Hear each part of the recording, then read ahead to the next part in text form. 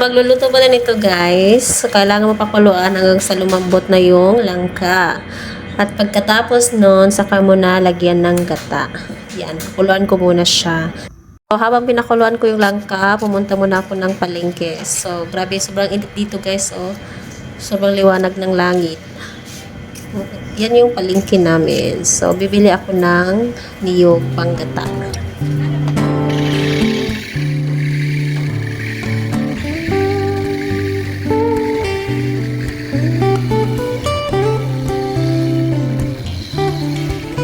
So, pagka-uwi sa bahay, ayan, nilagyan ko ng 2 cup ng tubig yung gata. Oh, hindi pala siya gata, guys. Niyog pa pala yan. So, ayan, naghihiwa na rin ako ng lamas. Sibuyas daw nan, sibuyas, kamatis, at saka luya. So,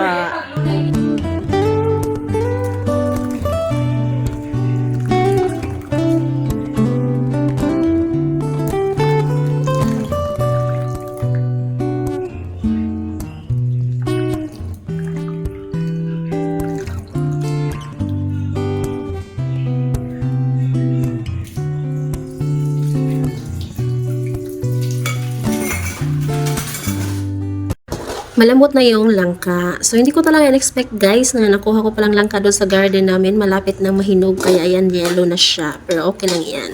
Masarap, manamis-namis. So, ayan, nilagyan ko lang ng luya. Tsaka sibuyas. Hindi ko na ginisa yun guys kasi mamamantika. Tsaka kamates.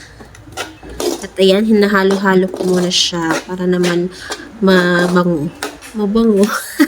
So, ayan, basta ka mabango na yan. At pagkatapos, nilagyan ko ng pangalawang kupos ng gata niyan guys. Hindi pa yan yung piso talaga. Yung pangalawang kupos ko na yan ng gata. So, ayan. Nahalo-halo ko lang yan at saka inapo yan. Ano, malapit na siyang kumulo guys. Yan. Pag kumulo na, nilagay ko na yung tuyong dilis. So, yung tuyong dilis guys, mostly nilalagay yan dito sa amin pag ginataang langka. Kasi hindi siya matinik yung bones niya. So, sa amin lang dito guys, yan mostly ito yung nilalagay namin ay yung malalaki na tuyo. So, yan lang yung available dito sa bahay, kaya yan lang yung nilagay ko.